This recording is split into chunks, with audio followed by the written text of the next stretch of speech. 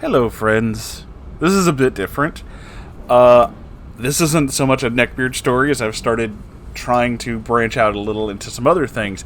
So these are some dating hell stories. I read these a while back, but I've recently decided to check in on it again, and oh boy, here we go. This is the 1 hour nightmare. A few years ago, I agreed to a blind date. Numbers exchanged, phone calls were made, and she and I plan to have dinner that Friday evening. This is a timeline of said date. I arrive at her house to pick her up. I know this seems odd for blind date protocol, but she had requested that, rather than both of us meeting at the restaurant. I pick her up because her car is not street legal. She walks out of her house dressed fairly nice. The one thing that seemed odd was that she's wearing enough eye makeup to make the likes of RuPaul or Lady Gaga cringe. As she approached the car, I could smell the distinct aroma of vodka. When she hugged me hello, I could tell that she had been pre-gaming this date big time. I open the door for her, help her into the car, and away we go to share a magical evening together. We arrive at the sushi bar. I had suggested another restaurant for our date, a new locally owned restaurant that had received terrific reviews and was the talk of the town. But she declined the idea based on the fact that she had never heard of the place and that, for a first date, I should take her someplace nice. The conversation in the car was standard getting to know you stuff. She complimented me on my attire. She requested that the music be changed from the alt-rock station to the hip-hop station because she didn't listen to that Oh, lovely. And questioned whether or not I was a serial killer. You know, standard stuff. We're seated, given menus. She opens her menu, orders a bottle of Tokyo Rose, a combination of sake and plum wine. Oh, fuck. As the waiter is walking away, my date opens her menu and says, "You know what's weird? I really like..." She's already starting with the racist comments. Food, but I can't stand those people. Wow, she sounds like a fucking winner. I'm trying to contain my rage. I look up from my menu and search her face for any trace of sarcasm or irony. I also notice out of the corner of my eye that the waiter, upon hearing this, froze in place for a brief moment, shook his head as if he imagined the whole thing, and then went about his business. She then continued, "I also really don't like," and proceeded to list every single ethnic and racial slur that I have ever heard, and a good number that I had not. The waiter returned with our drinks shortly thereafter. After placing our food orders, I ordered a tuna roll, she ordered a salad because the thought of eating raw fish makes her sick. She asked me an odd question. "Are you hairy?"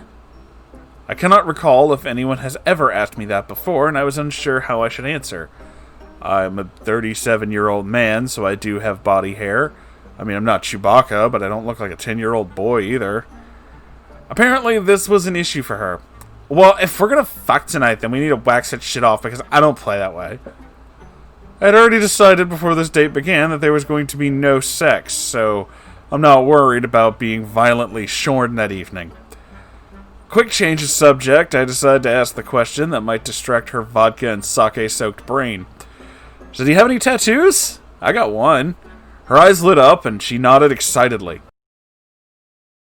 My delicate flower of a date throws her leg on the table, lifts her pants leg, and shows me a tattoo that wraps around her ankle. It's some generic-looking tribal pattern with a few kanji characters worked into the design. She explains that the Japanese script are actually the names of her future children, Dylan and Skylar. Both with Y's. She rotates her ankle to show off the design and knocks the half-empty bottle of sake onto the floor.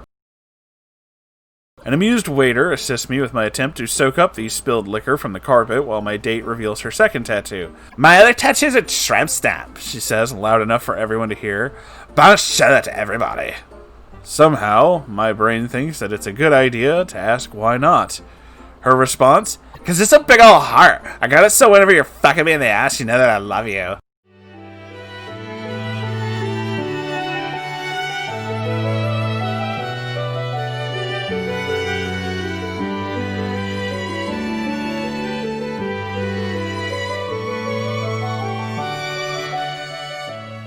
The waiter and I lock eyes as I attempt to develop the power of telepathy. I imagine our mental conversation went something like, "You have got to help me out here. This chick is a hot mess. Please just get us our food and bring me the check." No way, man. This is fucking hilarious. I'm gonna go tell everybody in the kitchen to laugh at your sorry ass. He promptly vanished into the kitchen. Our food arrives with the hope that my dining companion might be too preoccupied with her salad to continue to speak. My hope is quickly destroyed. She began talking about her last job and why she was fired from it. According to her, she was working as an office temp when there was some type of altercation between herself and the manager. The reason she was let go was because he was too much of a sissy to fight like a man. I still have no idea what that meant, and I oftentimes find myself lying awake at night pondering exactly what happened. I try to change the subject by discussing films. Did she have a favorite film? If so, what was it? As it turns out, she's quite a fan of the cinema. Her current favorite movie? Oliver Stone's Natural Born Killers. I also enjoy the film, but for reasons quite different from hers. Instead of citing Stone's use of blunt violence, mixed media, different film stock, and sometimes shocking juxtaposition of the horrors of American suburban life with the colorful, media-happy world of the 1990s, her reason was because Mallory Knox is fucking hot. She then went on to quote every single line of dialogue uttered by Juliette Lewis in the film. "How sexy am I now, fucker?" she screamed as she stood on her chair, 1 foot planted centimeters away from an empty plate. In order to calm things down, I decided to switch the subject yet again. This time I decided to learn about her family. I offered that I had 1 younger brother and 2 adorable nieces. She said that the only family she had was her mother, with whom she lived. She went into detail about the fights she and her mother would have on a daily basis and how her mother did not understand the stress that she dealt with in everyday life. This, she explained, was why it was vital that she be able to continue her strict regimen of Prozac and vodka. I could see the storm clouds gathering in her eyes as she went on. "And my mama just don't understand how tough it is. If she would just get a better job, then I wouldn't have to collect unemployment. I mean, I have to remember to turn that paper in once a week." The dam holding back her emotions finally burst, and she began crying, turning her eye makeup into dark rivers of grief. The helpful and courteous waiter appeared at the table, looking resplendent in his branded apron and shit-eating grin. "Can I get you to anything else?" he offered. I leaned over and said, "Just the check." He looked at me and looked at the sobbing train wreck opposite of the chair, turned his head, looked me in the eye, and said, "Not yet," and vanished into the kitchen. After ruining 2 napkins, I was finally able to stop the flow of tears coming from my date. The waiter, realizing that his last stunt more than likely cost him a tip, returned with a check. I quickly gave him my card, which he ran with all haste. As I signed the tab, my date said, "So what are we doing now?" as if nothing happened. I pulled my car into her street, and she says, "You're not going to call me back. I could tell." Not wanting to hurt her feelings, or risk having her go feral while still in the car, I said, "I just don't think I'm the right guy for you." I decided not to enumerate the reasons for this decision, those being that I owned no clothes designed by Ed Hardy, had no illegitimate children, I was not training to be an MMA fighter, and, despite being a huge fan of the show Breaking Bad, I had absolutely no idea how to cook meth. When we pulled into her driveway, she began crying again. "Why is the date over? It's not even 8. I'm not even drunk yet." I exited the vehicle and opened the passenger side door, partly because I'm a gentleman, and partly to give her the hint that it was time to get the fuck out of my car. As soon as I pulled her close to me, she raised her head and sunk her teeth into my neck. You did not misread that. The crazy bitch fucking bit me. Thankfully, she didn't break the skin. As soon as she released her grip, she ran full speed into her garage, screaming, "Fuck you, fucking fucker!" She actually said something else, but it was a very homophobic slur, so I'll skip that part.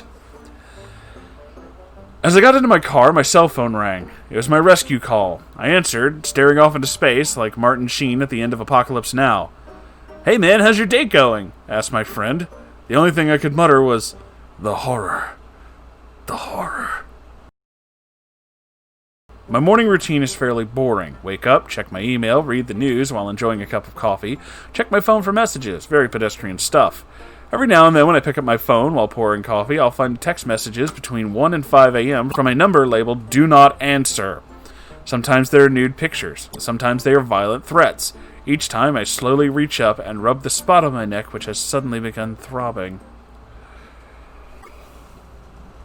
Whoa! That... Holy shit! That was a fucking incredible story. Okay. First off, I love the way this is written. This was fantastically written. Secondly, what a fucking lunatic. I am so glad that you got the fuck out of there, dude. That's some scary shit. I don't really know what else to say about this one, but I hope you guys are enjoying this wonderful little left turn into Weird Town that we're taking with this one. These are going to be some fucking weird ones. I'm excited to read these, though, but goddamn. That is the worst fucking date I could ever possibly think of. Just... Oh, wow. Racist, homophobic, and all kinds of fucking issues with drugs and alcohol. Doesn't she sound like a winner? Don't you just want to call that one up? Fuck out of here with that shit. Anyway, I love you guys. I hope you enjoyed this, and I'll see you in the next video. Goodbye!